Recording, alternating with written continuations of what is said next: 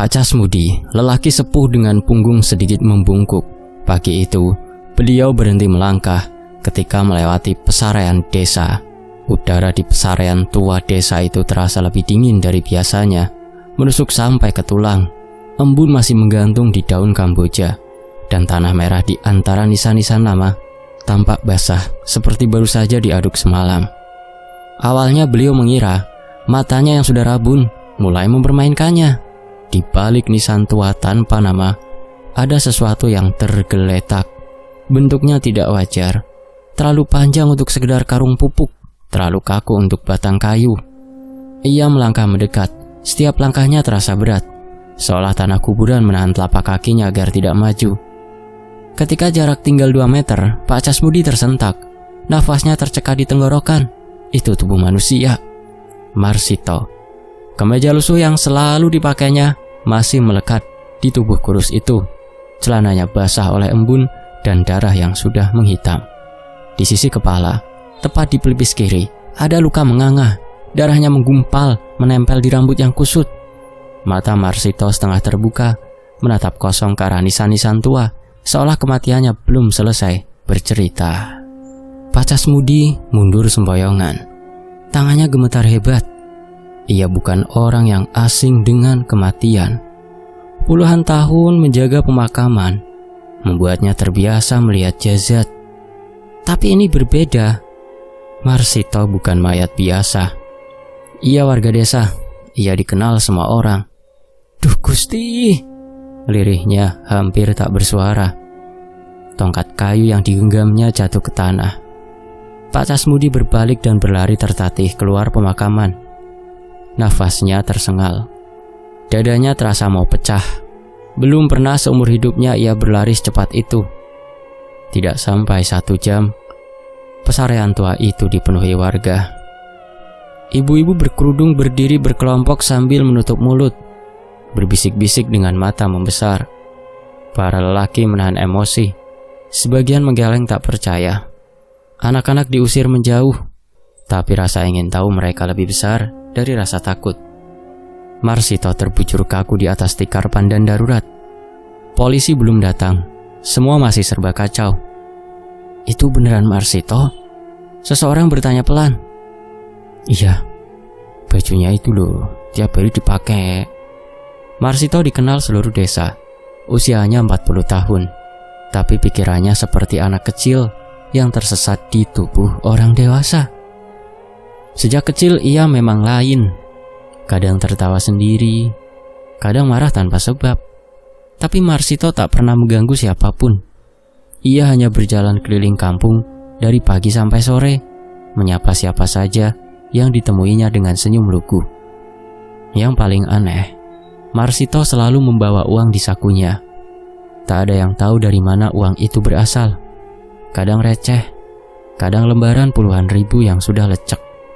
Kalau ditanya, Marsito hanya tersenyum dan menunjuk langit, lalu berkata, "Dikasih." Warga menganggapnya rezeki Marsito. Tak pernah ada yang berani macam-macam. Sampai pagi ini. Ibu Sarmi datang dengan langkah gontai. Kerudungnya tak rapi, matanya sembab. Begitu melihat tubuh anaknya, lututnya langsung lemas.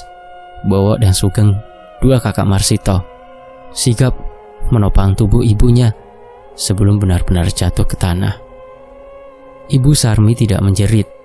Ia hanya menatap wajah Marsito lama sekali. Tangannya meraba pipi anaknya yang sudah dingin, lalu berhenti di luka di kepala.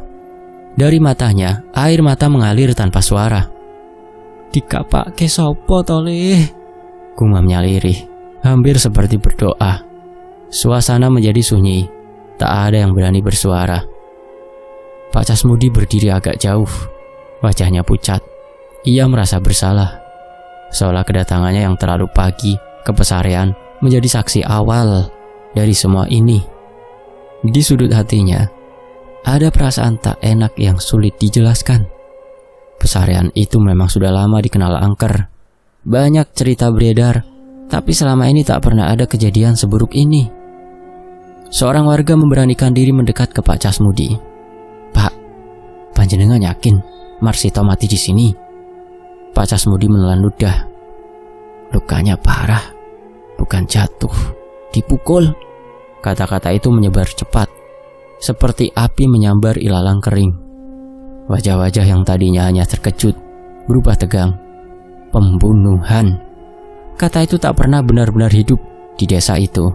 Desa ini kecil, terpencil, dan selama bertahun-tahun hanya mengenal pertengkaran kecil, bukan darah dan nyawa. Siapa yang tega ya? Orang-orang kayak gitu kok diperlakukan begitu? Bisik-bisik semakin liar. Tak ada yang menuduh, tapi semua pikiran mengarah ke satu hal yang sama. Marsito dibunuh. Di antara nisan tua dan pohon Kamboja, angin pagi berdesir pelan. Daun-daun kering bergerak sendiri, seolah ikut menyaksikan tubuh Marsito yang terbaring tak bernyawa. Pemakaman tua itu kembali sunyi, tapi ketenangan desa Karangwangi pagi itu telah retak. Dan tanpa disadari siapapun, kematian Marsito baru saja membuka pintu pada sesuatu yang jauh lebih gelap. Pita kuning polisi melintang di antara nisan-nisan tua, bergetar pelan, ditiup angin siang. Bau tanah basah bercampur anyir darah masih menggantung, menolak pergi. Beberapa warga memilih berdiri jauh, tak sanggup mendekat.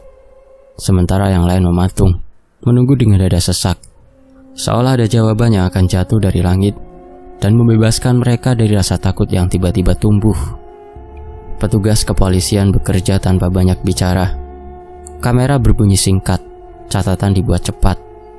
Tubuh Marsito dibalik perlahan, kepala ditopang hati-hati. Luka di pelipisnya jelas bukan karena terjatuh. Ada bekas hantaman keras, tepat, dan mematikan. Tak ada tanda perlawanan yang panjang, hanya kepanikan singkat yang terpotong oleh kekerasan. "Seperti perampokan," kata seorang petugas pelan, namun cukup untuk didengar orang-orang terdekat. "Uangnya hilang." Kata itu menancap. Sejak tadi pagi, uang di saku Marsito menjadi bayang-bayang yang berputar-putar di kepala warga. Kini, bayang-bayang itu berubah jadi tuduhan tak bersuara. Ibu Sarmi duduk di bangku kayu dekat pos jaga pemakaman, dipapah Bowo dan Sugeng. Wajahnya pucat, seperti kain kafan yang belum dijahit. Ketika polisi menyampaikan kesimpulan sementara bahwa Marsito dibunuh dan dirampok, mata Ibu Sarmi tak berkedip, seolah kabar itu sudah ia tahu sejak pertama menyentuh pipi anaknya yang dingin. "Sing sabar, Bu," kata seorang polisi dengan suara yang dibuat selembut mungkin. "Kami akan menyelidiki." Ibu Sarmi mengangguk, tapi tak ada yang berubah di raut wajahnya. Di balik kerudung kusam itu, ada sesuatu yang mengeras. Bukan amarah yang meledak, melainkan tekad yang sunyi.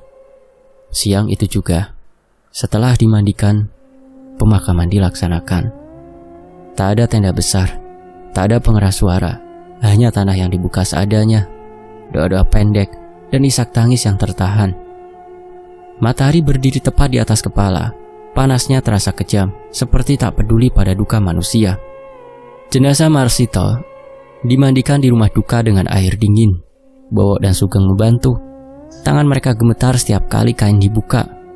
Luka di kepala itu ditutup rapi, tapi bayangannya tetap tertinggal di benak mereka. Marsito, adik yang tak pernah marah, kini terbaring pasrah, menunggu diserahkan kembali ke tanah. Saat kain kafan dililitkan, Ibu Sarmi berdiri di ambang pintu. Tangannya memegang kusen, tubuhnya bergetar pelan. Setiap lilitan kain seperti menarik kenangan. Marsito kecil yang berlari tanpa alas kaki. Marsito dewasa yang tertawa sendiri sambil menyimpan receh di saku.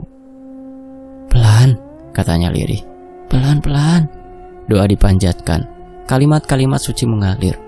Namun di sela-selanya ada keheningan yang terasa ganjil. Seperti ada sesuatu yang tak ikut didoakan, sengaja ditahan. Di pesarean yang lahat sudah menunggu.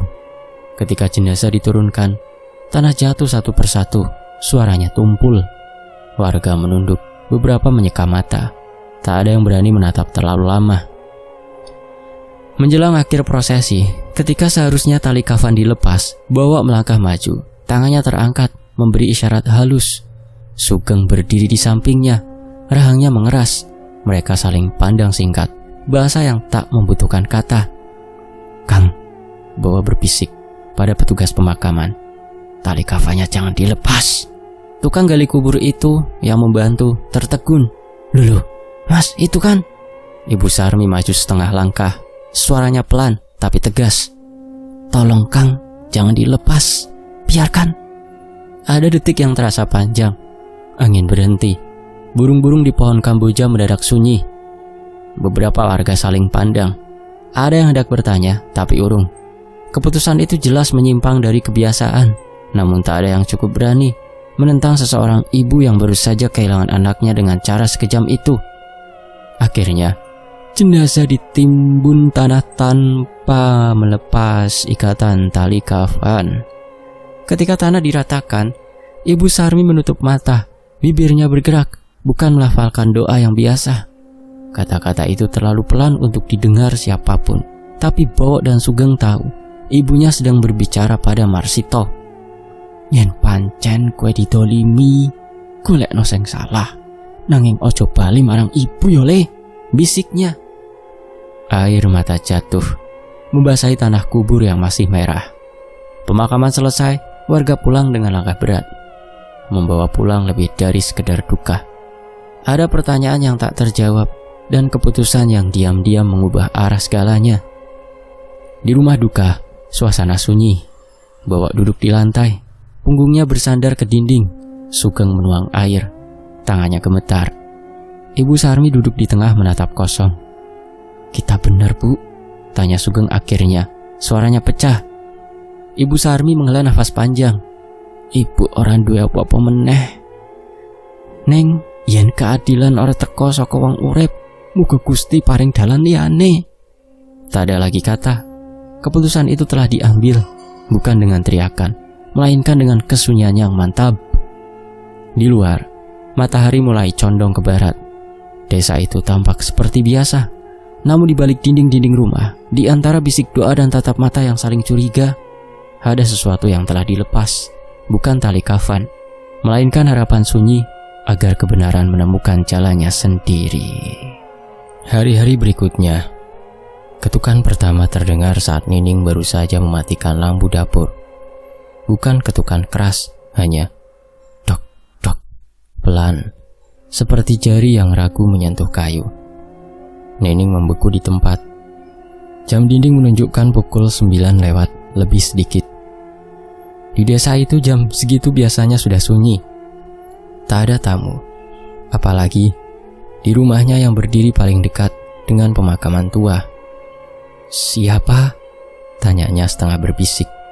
Tak ada jawaban. Nining menelan ludah, lalu melangkah ke pintu. Dia selalu merasa biasa kalau ada wong mati anyar di pesarian itu. Tapi kali ini beda. Saat dibuka, halaman rumahnya kosong. Lampu di teras bergoyang tertiup angin. Bayangannya memanjang di tanah. Tak ada siapapun, hanya jalan setapak yang menuju arah pesarian. Gelap dan lembab. "Mungkin salah dengar," gumamnya, menutup pintu kembali. Ia belum sempat duduk ketika ketukan kedua terdengar. Kali ini lebih jelas, lebih dekat. Seolah yang mengetuk berdiri tepat di balik pintu. Dok, dok. Jantung Nining berdegup keras. Tangannya dingin. Ingatannya melayang pada pemakaman siang tadi.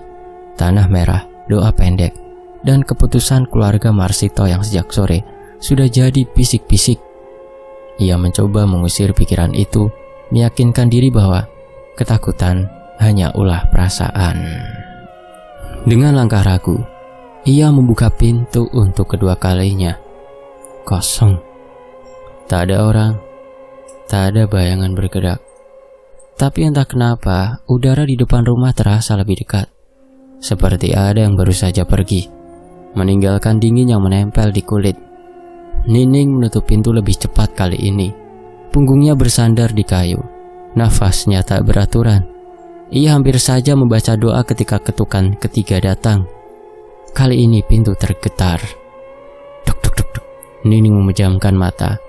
Ada suara lain diseret pelan di luar, seperti lompatan, seperti sesuatu yang digeser di atas tanah. Bau tanah basah menyelinap masuk lewat celah pintu. Bismillah, bisiknya.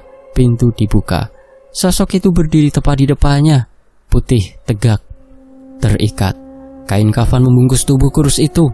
Masih terlihat kusut dan bernoda tanah. Tali di kepala terikat kuat. Ujungnya menjuntai ke belakang. Wajahnya pucat kebiruan, dengan mata setengah terbuka yang dikenali Nining seketika. Marsito. Bibirnya sedikit terbuka, seolah hendak berbicara. Dari balik kain kafan, terdengar nafas berat yang bukan nafas manusia hidup. Nining menjerit. Ia terjatuh ke lantai. Tubuhnya gemetar tak terkendali.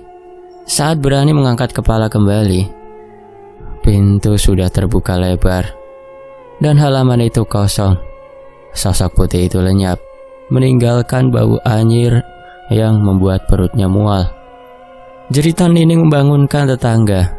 Beberapa orang berlari membawa senter dan kayu. Mereka menemukannya terduduk lemas di lantai, menangis sambil menunjuk pintu. Pocong, Marsito, katanya terbata. Malam itu tak ada yang tidur nyenyak. Cerita tentang penampakan itu menyebar cepat, lebih cepat dari kabar duka siang tadi. Dari mulut ke mulut, dari rumah ke rumah. Versinya beragam, tapi satu hal sama. Pocong itu terlihat di dekat pemakaman, di jalan kecil, di bawah pohon kamboja. Pak Wiro yang pulang dari musola mengaku melihat bayangan putih meloncat di ujung jalan. Bu Lastri bersumpah mendengar suara kain diseret di belakang rumahnya.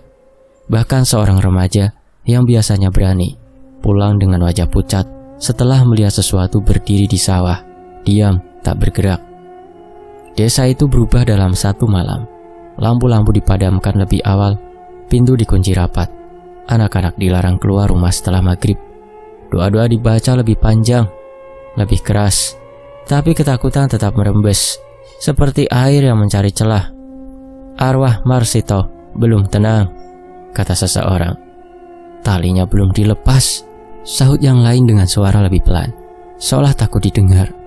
Nama Marsito yang siang tadi disebut dengan Iba, kini disebut dengan bisik-bisik penuh was-was. Sementara itu di rumahnya, Ibu Sarmi duduk bersila di ruang tengah. Lampu temara menerangi wajahnya yang pucat. Bowo dan Sugeng duduk di samping, tak berkata apa-apa. Mereka mendengar kabar dari tetangga tentang Nining, tentang pocong yang berdiri di depan pintu. Bu, Sugeng memecah keheningan. Kenapa jadi begini, Bu? Ibu Sarmi mengangkat tangan, menghentikannya. Diam, jangan diteruskan. Matanya terpejam, nafasnya teratur. Entah doa apa yang ia panjatkan, tapi wajahnya tak menunjukkan ketakutan. Yang ada hanya kesedihan yang dalam, bercampur keyakinan sunyi. Di luar, angin malam berdesir melewati pohon-pohon tua. Dari arah pesarean, suara anjing melolong panjang, lalu diam mendadak, seolah sesuatu membuatnya bungkam. Beberapa warga yang nekat mengintip dari balik jendela mengaku melihat kain putih melintas di kejauhan. Tak mendekat, tak pula menjauh, hanya menunjukkan diri, cukup untuk membuat jantung berdegup tak karuan. Malam demi malam berikutnya, cerita penampakan terus bertambah. Tidak selalu jelas, kadang hanya bayangan, kadang hanya suara.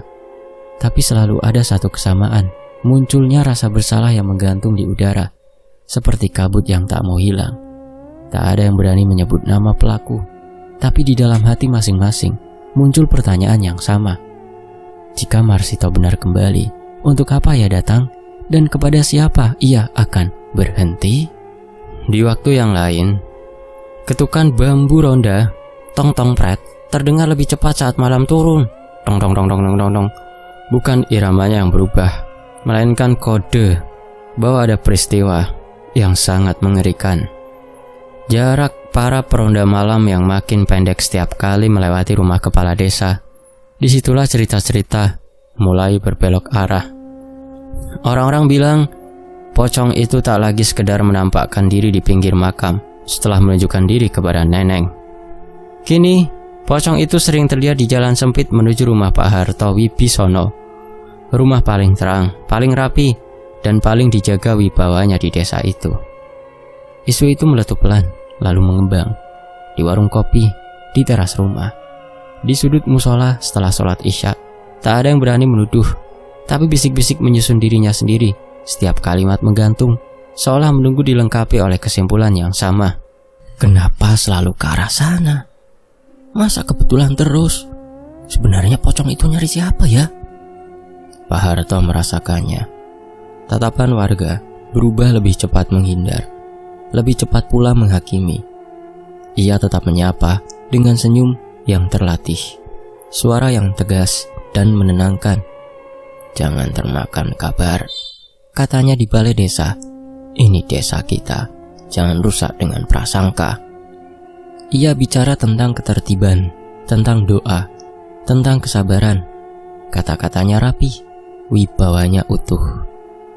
Namun, rumahnya sendiri menyimpan kegelisahan yang tak bisa disapu dengan pidato. Sementara itu, Randy tak lagi seperti biasanya. Putra sematawayang Pak Harto itu kini jarang keluar kamar. Wajahnya pucat, matanya cekung. Setiap suara di luar, angin, ranting patah, langkah orang lewat, membuat bahunya terangkat tegang. Dua kawannya, Bagas dan Thohir, yang tinggal di rumah itu karena alasan kerja dan persahabatan lama, ikut terseret ke dalam lingkaran gelisah yang sama. Bagas, yang biasanya paling cerewet, kini lebih banyak diam. Tangannya sering gemetar saat merokok. Thohir bahkan beberapa kali muntah tanpa sebab jelas, mengaku perutnya melilit tiap senja datang. Malam itu, lampu teras rumah Pak Harto berkedip-kedip. Randy berdiri di balik jendela, mengintip halaman. Angin menggerakkan daun mangga tua, membuat bayangan beloncatan di tanah. "Kamu lihat apa?" bisik Bagas dari belakang. "Diam," Randy menjawab cepat, nafasnya pendek. Dari kejauhan, di batas cahaya, sesuatu tampak berdiri. Putihnya tak terang, tapi cukup kontras dengan kegelapan. Tak bergerak, tak mendekat, seperti sengaja memperlihatkan diri lalu menunggu. Thohir mundur selangkah. Itu kain kafan ya?" Tidak ada yang menjawab. Sosok itu menghilang seketika, seolah ditelan bayangan. Tapi dinginnya tertinggal, menempel di kulit. Pak Harto keluar dari ruang kerja, mendapati ketiganya berdiri kaku. "Ada apa?" Enggak apa-apa, Pak," Randy cepat menjawab. Terlalu cepat, terlalu tegang. Pak Harto menatap putranya lama. Ada garis-garis cemas yang tak bisa disembunyikan Randy. Sejak kabar pocong mengarah ke rumah ini, Pak Harto merasa seperti berjalan di atas papan rapuh. Satu retak kecil saja, semuanya bisa runtuh. Keesokan harinya, kabar makin liar. Seorang warga mengaku melihat pocong berdiri di dekat pagar rumah Pak Harto, tepat di bawah lampu teras. Yang lain bersumpah mendengar suara kain diseret dan suara lompatan di selokan samping rumah itu. Tak ada bukti, tak ada saksi yang benar-benar berani memastikan. Dan satu yang paling mereka cirikan, bau pandan. Tapi jumlah cerita yang mengarah ke tempat yang sama membuatnya terasa nyata. Pak Harto memanggil beberapa tokoh desa. Ia bicara panjang, suaranya tetap tenang. "Jangan mengaitkan musibah dengan jabatan. Kalau ada yang melihat, laporkan dengan kepala dingin," katanya. Di luar, warga mengangguk. Di dalam, kecurigaan tumbuh seperti jamur di kayu lembab. Malam berikutnya, Randy mengurung diri di kamar. Lampu menyala terang, jendela tertutup rapat. Bagas duduk di lantai, punggungnya menempel ke dinding. Thohir mundar-mandir, sesekali mengintip pintu. "Kita nggak bisa begini terus, kayak dikejar," Bagas berbisik. "Berhenti," Randy memotong, suaranya bergetar. "Jangan ngomong yang aneh-aneh." Tapi justru disitulah rasa bersalah menemukan celahnya. Setiap bunyi kecil menjadi tuduhan, setiap bayangan menjadi wajah yang dikenal. Di ruang tengah, Pak Harto duduk sendiri. Ia mendengar bisik-bisik dari kamar belakang. Nada suara yang tak biasa, patah-patah. Ia bangkit, melangkah pelan, berhenti di depan pintu. Tangannya terangkat, lalu ragu. Ada perasaan asing di dadanya, firasat yang menolak diberi nama. "Randy," panggilnya akhirnya. "Kamu kenapa?" Tak ada jawaban, hanya suara nafas berat dari balik pintu. Pak Harto menarik nafas, menata wibawanya. Apapun yang terjadi di luar, rumah ini harus tetap tegak. Ia tidak boleh goyah sedikit pun. Namun saat kembali ke kursinya, matanya tertumbuk pada jendela yang menghadap halaman. Di sana, untuk sepersekian detik, bau pandan itu muncul dan ia melihat sesuatu berdiri di batas cahaya, putih, terikat, diam. Pak Harto memejamkan mata, membukanya kembali. Halaman kosong, lampu teras menyala normal. Ia duduk perlahan, telapak tangannya dingin. Untuk pertama kalinya sejak teror itu dimulai, Pak Harto menyadari satu hal yang tak bisa lagi dihindari. Wibawa bisa menenangkan orang lain, tapi tak selalu mampu membungkam ketakutan di rumah sendiri. Dan di rumah itulah, bisik-bisik mulai menemukan alamatnya. Di tempat lain, malam di kamar Randy, suara itu datang dari dalam lemari. Bukan suara pintu, bukan pula gesekan tikus. Lebih pelan, lebih basah, seperti kain yang diseret di lantai, berhenti, lalu bergerak lagi. Randy membuka mata dalam gelap. Dadanya langsung sesak. Jam di dinding kamar menunjukkan hampir pukul 12 malam. Lampu sengaja dibiarkan menyala terang sejak tadi. Tak satu pun dari mereka berani memadamkannya. Bagas duduk bersandar di ranjang. Rokoknya padam di sela jari. Thohir rebah di lantai dengan selimut tipis. Keringat membasahi pelipisnya. Tak ada yang bicara. Mereka bertiga menahan nafas, mendengarkan suara itu yang kian dekat, kian jelas. "Berhenti," bisik Randy, entah pada siapa. Lemari bergetar pelan. Tok tok. Pintu lemari terbuka perlahan, hanya sejengkal. Udara dingin menyembur keluar, membuat bulu kuduk berdiri. Bau tanah basah menyeruak, disusul anyir yang memaksa perut mual. Dari celah itu, kain putih menyembul.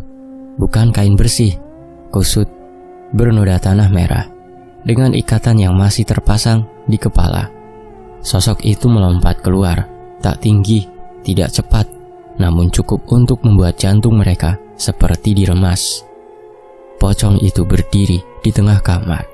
Wajahnya terangkat, pucat kebiruan. Mata setengah terbuka, menatap lurus pada Randy. Tak salah lagi, itu wajah Marsito. Bibirnya bergetar, seperti menahan kata yang tak bisa keluar. Thohir menjerit pendek, lalu tubuhnya ambruk. Kepalanya membentur lantai, matanya terpejam. Bagas mundur sembayangan, menabrak kursi. Tidak, teriaknya, lalu berlari ke pintu, membukanya dengan kasar. Jeritanya pecah di lorong belakang rumah, memecah sunyi malam. Randy tidak bergerak, kakinya lemas. Tubuhnya melorot hingga duduk bersandar di ujung kamar. Tangannya menutupi wajah, bahunya bergetar hebat. Dari balik telapak tangan, ia menangis, bukan isak yang keras, melainkan tangis yang tertahan, seperti anak kecil yang akhirnya tak kuat lagi. Pocong itu melangkah mendekat.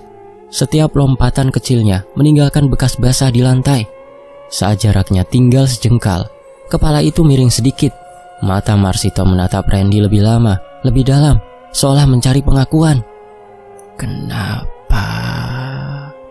Suara itu terdengar, parau, nyaris tak berbentuk kata.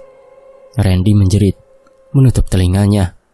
"Pergi, tolong, pergi." Lampu berkedip, sekejap saja, cukup untuk membuat kamar seperti runtuh.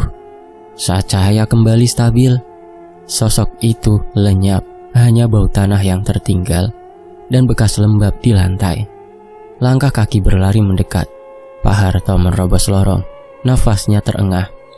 Ia mendengar ceritan Bagas, mendengar benda jatuh, dan kini melihat pintu kamar putranya terbuka lebar. Matanya membulat sempurna saat mendapati Randy terduduk di ujung kamar. Wajahnya tertutup tangan, tubuhnya gemetar. "Ada apa ini?" Suaranya meninggi, bercampur panik.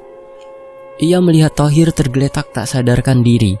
Wajahnya pucat, lalu menoleh ke lantai. Bekas lembab itu masih jelas, seperti jejak kain basah yang diseret. "Randy?" Pak Harto berlutut di hadapan putranya. Tangannya hendak menyentuh bahu, lalu ragu. "Kamu kenapa, Ren? Hei, lihat Bapak!"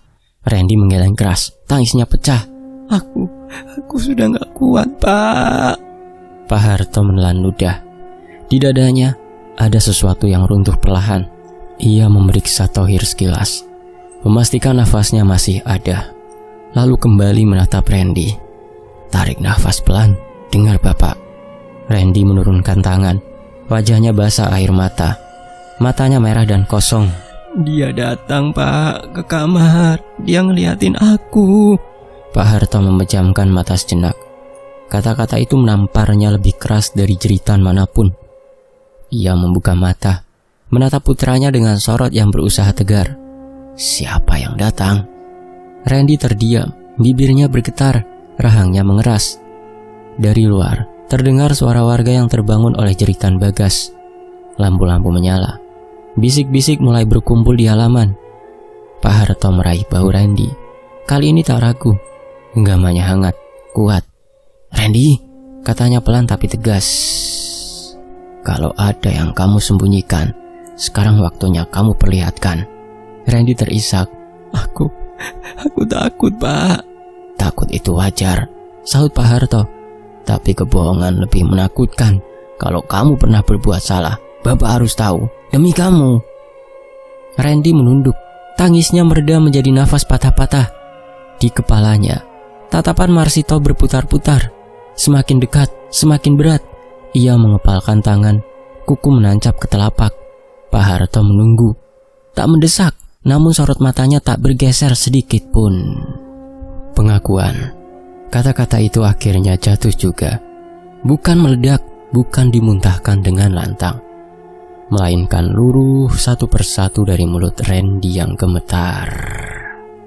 Ia masih terduduk di lantai kamar.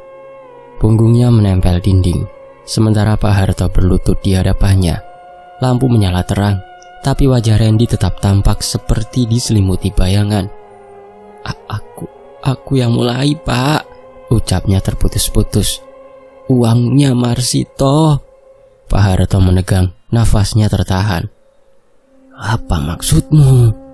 Randy menunduk, air mata jatuh ke lantai. Malam itu kami mabuk. Aku, Bagas, sama Thohir ketemu Marsito di dekat makam. Aku lihat sakunya tebal. Aku ambil. Kata ambil terdengar terlalu ringan untuk sesuatu yang begitu berat.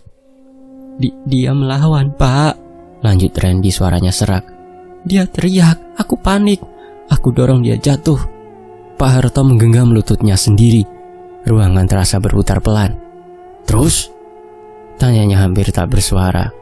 Randy menggeleng, bahunya terguncang. Aku gak mukul, Pak, tapi... Ia terdiam lama, lalu memejamkan mata. Bagas ambil batu, Thohir juga. Mereka pukul kepalanya, Pak. Sekali, 2 kali. Kata-kata itu seperti palu menghantam dada Pak Harto. Ia berdiri setengah, lalu lututnya tak kuat menopang. Tubuhnya jatuh terduduk ke lantai dengan bunyi berat. Wibawa yang selama ini dijaga rapi runtuh seketika. Tangannya gemetar, matanya kosong menatap lantai yang dingin. Duh Gusti, nafasnya memburu. Anakku. Randy merangkak mendekat, mencoba memegang kaki ayahnya. Aku nyesel, Pak. Aku takut setiap malam aku lihat wajahnya, Pak. Pak Harto menepis tangan itu bukan dengan kasar, tapi dengan kepedihan yang terlalu dalam untuk disembunyikan. Ia menutup wajahnya. Bahunya bergetar, tangisnya pecah, berat, tertahan bertahun-tahun oleh jabatan, oleh harga diri, oleh keyakinan bahwa keluarganya bersih. Di luar kamar, Bagas duduk meringkuk, wajahnya pucat. Thohir sudah sadar, tapi hanya bisa menatap kosong. Pengakuan Randy terdengar jelas menembus dinding. Tak ada lagi yang bisa disangkal. Malam itu berlalu tanpa tidur. Pagi datang dengan cahaya pucat. Desa itu terbangun dalam keheningan yang aneh, seolah semua orang menahan nafas. Pak Harto keluar rumah dengan langkah berat. Wajahnya tampak menua dalam semalam. Randy berjalan di belakangnya, kepala tertunduk. Bagas dan Thohir mengikuti. Langkah mereka gontai, Tujuan mereka satu, rumah Ibu Sarmi. Pintu kayu itu terbuka perlahan saat mereka datang. Bowo dan Sugeng berdiri di ambang. Wajah mereka mengeras begitu melihat siapa yang berdiri di halaman. Tak ada teriakan, tak ada makian, hanya keheningan yang terasa lebih menekan dari amarah. "Ibu ada di dalam," kata Bowo singkat. Mereka masuk. Ibu Sarmi duduk di ruang tengah, bersila di atas tikar pandan. Wajahnya tenang, terlalu tenang untuk seorang ibu yang kehilangan anak dengan cara sekejam itu.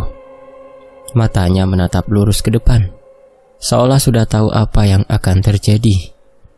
Pak Harto melangkah maju, lututnya gemetar.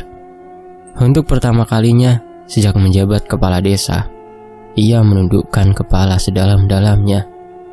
Ia berlutut. Randy, Bagas, dan Thohir menyusul.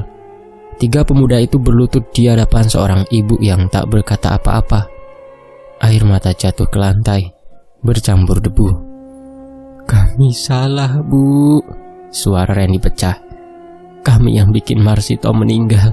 Kami mabuk, kami tamak, kami pengecut." Bagas menangis terisak. Saya mukul, Bu. Saya..." Kata-katanya habis ditelan tangis. Thohir hanya menunduk, tubuhnya gemetar hebat. "Maafkan kami, Bu." Pak Harto menatap Ibu Sarmi dengan mata merah. "Saya gagal, Bu. Saya gagal jadi bapak. Saya gagal jaga desa ini. Apapun hukuman yang panjenengan minta, saya terima." Sunyi. Ibu Sarmi menatap mereka satu persatu. Tatapannya tak menyala oleh dendam, tak pula basah oleh air mata. Justru itu yang membuat ketiganya semakin tak sanggup mengangkat kepala. Ia lalu menoleh ke arah foto Marsito yang tergantung di dinding. Foto lama, buram, tapi senyum di wajah Marsito tampak begitu polos. "Le," gumamnya pelan. Bowo mengepalkan tangan. Sugeng menunduk dalam-dalam. Ibu Sarmi kembali memandang ke depan. Bibirnya terbuka sedikit, tapi tak ada kata yang keluar. Ia hanya menghela nafas panjang, lalu menutup mata. Tak ada maaf yang terucap, tak ada kutukan yang dilemparkan. Diam. Dan justru dalam diam itulah rasa bersalah mereka menemukan bentuknya yang paling menyakitkan. 3 pemuda itu tetap berlutut, tak berani bangkit. Pak Harto menunduk lebih dalam lagi. Di ruang sempit itu, dengan udara yang terasa berat, pengakuan telah disampaikan sepenuhnya. Namun keadilan, apapun wujudnya, belum selesai menuntut bagiannya. Hari setelah pengakuan, pagi itu langkah Pak Harto terdengar paling berat di antara semuanya. Belum genap matahari naik, ia sudah berdiri di halaman rumahnya dengan punggung tegak, tapi wajah runtuh. Di kiri kanannya, Randy, Bagas, dan Thohir berjalan tertunduk. Tak ada borgol, tak ada teriakan. Hanya langkah kaki yang terasa seperti palu memukul tanah, pelan, berulang, dan tidak bisa ditarik kembali. Di sepanjang jalan desa, beberapa warga mengintip dari balik jendela. Tidak ada sorakan, tidak ada makian. Hanya tatapan diam yang menyimpan segala perasaan yang tidak lagi perlu diucapkan. Pak Harto berhenti sejenak di depan kantor polisi kecamatan. Ia menoleh ke putranya. Randy mengangkat wajah, matanya sembab. Namun untuk pertama kalinya tak ada lagi ketakutan di sana. Yang ada hanya pasrah. "Kamu harus bertanggung jawab, Nak," kata Pak Harto pelan. "Bukan karena bapak kepala desa, tapi karena kamu sebagai manusia." Randy mengangguk. "Iya, Pak, maafkan Randy." Pintu kantor polisi tertutup di belakang mereka. Dan bersama bunyi itu, berakhirlah satu bab kehormatan yang selama ini dijaga Pak Harto dengan seluruh tenaga. Di waktu yang sama, di sisi lain, di desa itu, 3 bayangan bergerak menyusuri jalan setapak menuju pemakaman tua. Ibu Sarmi berjalan paling depan. Kerudungnya sederhana, langkahnya pelan tapi mantap. Di belakangnya Bowo membawa cangkul, sementara Sugeng memanggul lampu minyak dan karung kecil berisi kain bersih. Pagi masih berkabut. Pesarean tua itu sunyi. Hanya suara dedaunan yang bergesek pelan. Nisan-nisan lama berdiri miring, seperti saksi yang sudah terlalu lama menyimpan rahasia. Mereka berhenti di depan satu gundukan tanah yang masih merah. Kuburan Marsito. Ibu Sarmi berlutut. Tangannya menyentuh tanah itu lama sekali. Matanya terpejam. Bibirnya bergerak pelan. "Le, sing salah wes ketemu. Sing tanggung jawab wes katon," bisiknya. Bowo dan Sugeng saling pandang. Tak ada ragu di mata mereka. Canggul mulai bekerja. Tanah digali perlahan. Hati-hati, tak ada tangis, tak ada ratapan. Yang ada hanya nafas berat dan bunyi tanah yang dipindahkan. Lampu minyak bergetar. Bayangannya menari di nisan-nisan tua. Saat kuburan itu dibongkar dan jenazah terlihat kembali, Sugeng menahan nafas.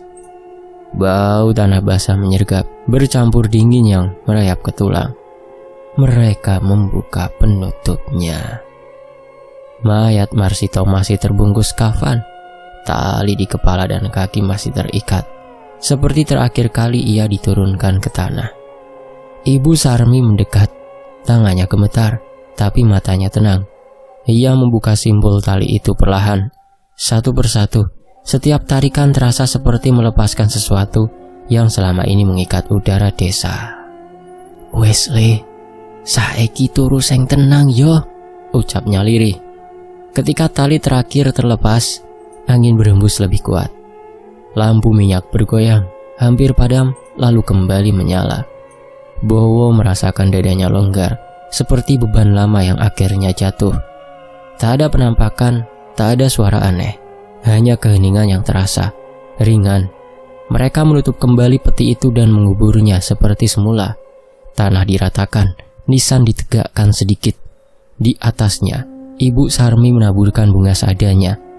Saat mereka beranjak pergi, matahari akhirnya menembus kabut. Cahaya pagi jatuh tepat di atas kuburan Marsito, hangat, lembut, tanpa bayangan menakutkan. Hari-hari berikutnya, desa itu perlahan bernafas kembali. Tak ada lagi ketukan misterius. Tak ada lagi kain diseret, suara lompatan, bau pandan di malam hari. Jalanan kembali dilewati setelah maghrib. Anak-anak bermain tanpa dipanggil tergesa-gesa. Anjing-anjing berhenti melolong di tengah malam. Pocong itu sudah tidak pernah menampakkan diri lagi. Warga tak lagi berbisik soal arwah gentayangan. Yang tersisa hanya cerita kisah yang kelak akan diceritakan dengan suara pelan, sebagai pengingat tentang keserakahan dan akibatnya. Ibu Sarmi kembali menjalani hari-harinya dalam kesederhanaan. Bowo dan Sugeng tetap menemaninya. Tak banyak yang berubah dari mereka, kecuali satu hal. Duka itu kini tak lagi menekan dada. Ia berubah menjadi kenangan yang bisa ditatap tanpa rasa takut. Sementara itu, Pak Harto mengajukan pengunduran diri. Keputusan itu diterimanya tanpa perlawanan. Tak ada pembelaan, tak ada alasan. Ia menyerahkan jabatan yang selama ini menjadi identitasnya, lalu menjual rumah itu perlahan. Beberapa bulan kemudian, ia dan istrinya pindah ke kota lain, jauh dari desa itu. Tak ada yang menahannya, tak ada yang mengusir. Desa memahami, ada kesalahan yang tak bisa diperbaiki dengan tetap tinggal. Dan di pesarean tua, di antara nisan-nisan yang mulai ditumbuhi lumut, satu kuburan berdiri tenang. Tidak ada lagi tanah yang bergerak, tidak ada lagi kain putih yang melompat di malam hari. Tali itu telah dilepas, bukan hanya dari tubuh Marsito, melainkan dari hati banyak orang yang akhirnya belajar bahwa keadilan, cepat atau lambat, akan menemukan jalannya sendiri. Wen Antoni pamit, sampai jumpa di kisah berikutnya. Terima kasih, semoga bisa mengambil hikmah dari kisah ini. Wassalamualaikum, alhamdulillah.